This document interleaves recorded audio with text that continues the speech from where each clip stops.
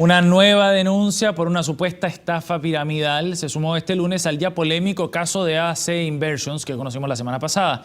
Ahora se trata de la firma IM Forex, que, de confirmarse los delitos que se le acusan, podría afectar el capital de cerca de 1.500 personas. Queremos profundizar en este tema, para eso nos acompaña el exfiscal, abogado creyente en esta causa, Luis Inostroza. Gracias por estar con nosotros, abogado, bienvenido. Muchas gracias. Buenas abogado, noches. primero para aclarar bien el mapa y el rol que usted está jugando en esta querella. ¿Usted fue uno de los abogados patrocinantes de la querella que se presentó ayer? Sí, efectivamente comenzamos a trabajar la semana pasada en estos hechos y al fin de semana teníamos, ¿cierto?, una víctima y el día de ayer ya se presentó la querella. Ajá. ¿Se ha sumado más gente? Nos ha llamado desde el fin de semana, se han contactado vía correo electrónico muchas personas que creen también haber sido estafadas y a partir de hoy ya estamos tomando contacto con ellas a fin de llevarla a conversar y ver de qué manera pueden también hacerse parte de esta acción penal. Pero por ahora ustedes tienen a un solo representado. Exacto. ¿Cuál es el monto que invirtió ese? Él invirtió aproximadamente 183 millones de pesos en alrededor de 3-4 meses en esta empresa IM Forex. Ajá. Y lo que él fue a solicitar la semana pasada, una vez que se conoció el escándalo de AC, fue la devolución de sus fondos. Perfecto. La respuesta que recibió es que eso debía hacerlo dentro de esta semana, ¿ya? Él fue el día de ayer, le dijeron que tenía que hacer una solicitud formal para esos efectos y luego en la tarde, según lo que se me informó, recibió un mensaje de texto del querellado diciendo que dado que él presentó una querella, ya no se le iban a devolver los fondos. Esa fue la respuesta formal. Esa fue la respuesta que él recibió, ¿ya? Ahora, ¿por qué él decide ir a solicitar los fondos? ¿Porque se asustó al ver el caso de AC? Claro, porque como fue cubierto el tema de AC con todos los antecedentes que se entregaron por la prensa, él se dio cuenta que la inversión que había hecho era dentro de un esquema idéntico. Entonces, frente a eso, a fin de resguardar su patrimonio, él va y concurre a la oficina a solicitarle. ¿Cuál fue el caso de su cliente? ¿De qué manera él llega a esta empresa? ¿Cómo aporta o entrega su inversión? En fin. Él estuvo un tiempo en AC Inversions, ¿ya? Sin embargo, con el correr de los meses, bajó el interés, el retorno que él tenía en esa empresa. En consecuencia, fue a retirar sus fondos AC el año pasado, en el mes de septiembre. Y mientras estaba retirando su fondo, una persona en la misma empresa le dijo, ¿sabe qué? Hay otra empresa que está entregando un interés mayor incluso al de AC. Y le dio el nombre de IM Forex. Y así que él tomó su fondo y se fue a las oficinas de IM Forex y ingresó los dineros que había retirado de AC. Y con posterioridad ingresó también más dinero. Es decir, lo que retiró de AC era aproximadamente un tercio de lo que actualmente tiene en IM Forex. ¿Cuál es el esquema al que usted hace alusión? Cuando usted dice, mi cliente se dio cuenta que esta empresa funcionaba con un esquema similar al de AC, ¿a qué se refiere? ¿Y cuál es el esquema que ustedes han dibujado al menos de cómo funcionaba IM Forex? Bueno, el esquema es el mismo de que se hablaba en el caso de AC, de una estafa piramidal, donde se traen clientes quienes invierten, esos clientes corren la voz a otras personas quienes también siguen invirtiendo y esto va creciendo. Va creciendo los dineros entregados y los últimos que van ingresando son los que van financiando, ¿cierto?, las ganancias de los primeros. O sea, ¿calcado lo de...? Es calcado. De hecho, el contrato por el cual ingresa nuestro cliente a IM Forex es el mismo que tenía en AC Inversions. Entonces, nosotros entendemos que, dada la similitud entre ambas empresas, la manera de operar es que se trata en definitiva de lo mismo, ¿ya? Y por eso hemos presentado una querella por los delitos de estafa, de asociación ilícita y la infracción a la Ley General de Banco. Ahora, abogado, ¿qué fue lo que le ofreció IM Forex a su cliente en particular? ¿Qué rentabilidad, por ejemplo, ofreció? Sí, la rentabilidad era alrededor de un 9 o 10% mensual. Garantizado. Garantizado. Al igual como se daba en el caso de AC Inversions. Sí. Ahora, hoy todos sabemos que esa rentabilidad es imposible. Es imposible, porque si no seríamos candidatos o serían candidatos al Premio Nobel de Economía, la verdad. O sea, pero a él, imposible. O estarían trabajando en Wall Street quizás, Claro. Pero a él le llegó efectivamente esa rentabilidad. Sí, los primeros meses, él ingresó en octubre y los primeros meses le ha ido recibiendo la rentabilidad. Es increíble. Pero es que eso se sustenta dentro del mismo esquema del fraude. Es decir, si tú recibes los fondos de tus clientes para hacer esta estafa piramidal, tienes que cumplirle, ¿ya? Claro. Porque eso permite que nuevas personas vayan ingresando. Ahora, ¿con qué dinero le cumples? Es con los dineros de los nuevos inversionistas. Sí. Ahora, generalmente este tipo de fraudes en algún minuto caen, o bien porque eso descubre, o bien porque quienes organizan este tipo de estafa en algún minuto toman la decisión de ponerle término, se declaran en quiebra, le indican a sus clientes, sabe que perdimos sus dineros, nos declaramos en quiebra y se pierden todos los dineros y Es muy difícil recuperarlo. es muy difícil recuperarlo. Como ya decía el fiscal Carlos Gajardo la semana pasada sobre el caso de AC Inversions. Exacto. Sí. Sí.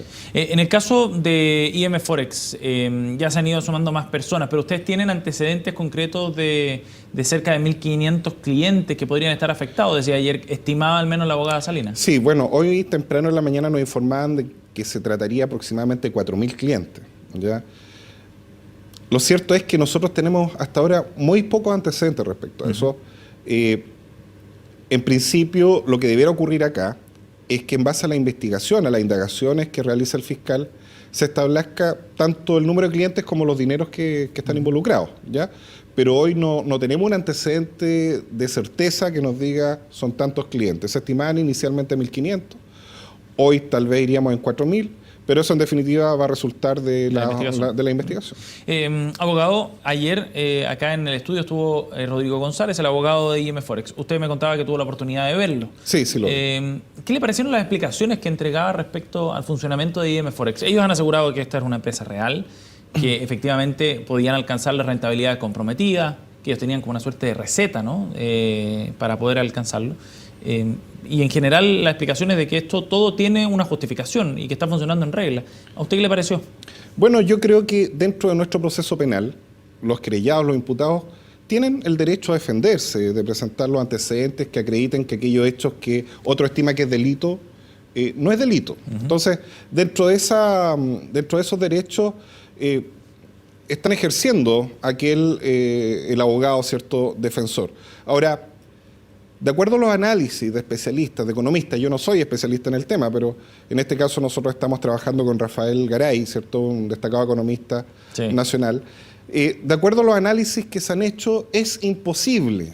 O sea, es imposible que eso sea realidad. Es imposible garantizar esa rentabilidad. Es imposible garantizar una rentabilidad de un 9%. Ahora, claro, no a todos le garantizaban el 9%. Habían clientes que, tengo entendido que si aportaban hasta 1 millón era el 3%, o si era más de 1 millón, y así iba subiendo en una escala. ¿Dependía de los montos? Dependía de los montos. Entonces, pero ni siquiera el 3% garantizado puede ser real, ¿me entiendes? Ahora, la lógica que me lleva a pensar a mí, si es que ellos ofrecen un 3, 6, 9, un 10, es que ellos, para poder hacer una propuesta de ese tipo, debían haber ganado por lo menos más del 10% ellos como empresa. Para tener el spread en el fondo. Claro, tienen que financiarse, hacer andar la compañía. Sí. Entonces, ese spread es el que tenía que haberles quedado. Entonces, ellos necesariamente debían haber ganado mensualmente más de un 9 o 10%, y eso es totalmente irreal. Ahora, la receta de que se habló acá, del queque de la abuelita y todo lo demás, ¿cierto?, por parte del abogado, lo cierto es que si fuese verdad, seríamos candidatos, o ellos serían candidatos al Premio Nobel de Economía. Eso le quería preguntar. ¿En qué momento se concreta el ilícito por los cuales ustedes se están querellando? En particular el de estafa y el de asociación ilícita. Se lo pregunto porque quizás después de esta querella que ustedes presentan a raíz de la retención, digamos, de los recursos de su cliente, quizás la empresa dice, toma, aquí están los recursos. ¿La querella sigue en pie? Sí, por supuesto. A ver, la querella, en primer lugar, es por un delito que establece la Ley General de Banco, ¿ya?, que existe por el solo hecho de captar dinero de personas en mutuo. ¿Ya? Es decir, ya por el solo hecho de traer un cliente a esta empresa, recibir su dinero, hacerlo firmar este contrato, ellos ya están incurriendo en un delito. Vulnera el artículo 39 de la ley. Efectivamente. Y ese delito está consumado. ¿Ya? Ese delito existe, está consumado, es un acto ilícito por parte de la empresa. En relación a la estafa, tiene varias etapas de ejecución. ¿Ya? Están primero los actos preparatorios, por ejemplo, que muchas veces no son punibles. También está la tentativa del delito, ¿cierto? La frustración del delito, es decir, cuando una persona es engañada, entrega el dinero, pero no termina perdiéndolo el dinero, lo recupera, ¿ya? O bien en aquellos casos que la persona ya perdió el dinero y ahí tenemos una estafa consumada. Claro. ¿Ya?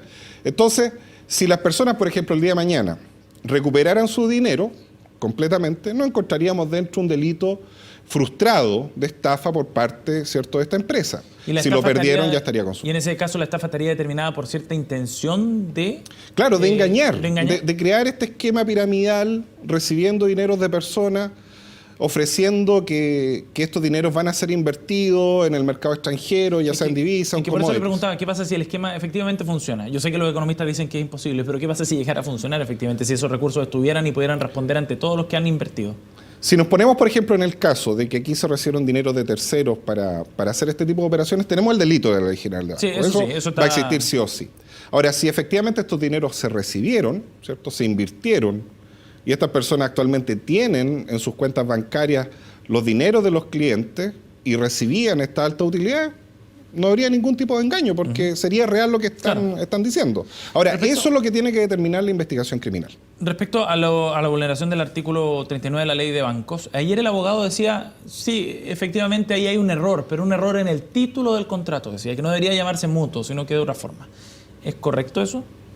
O sea, eso es lo que decía el abogado de IM Forex. Estamos hablando, supuestamente, ellos se presentan por un lado como sujetos altamente especialistas en este tipo de materia. Entonces, que por un lado digan que son especialistas, que no cometen errores, que obtienen una alta utilidad, y por otro lado digan, no, es que en el papel nos equivocamos, la verdad es que es inverosímil. Pero cabe otra figura, por ejemplo, en vez de ponerle mutuo, que sea un préstamo entre dos partes. Es que en este caso, claro, funcionaba, el título era como algo de préstamo. Él, tengo entendido que hablaba, nosotros lo que debíamos haber puesto es que se trataba de una inversión. Claro. La verdad es que pueden buscar muchas alternativas, y eso siempre va a ser con la finalidad de evitar caer en el delito de la Ley General de Banco, pero ya eso está configurado.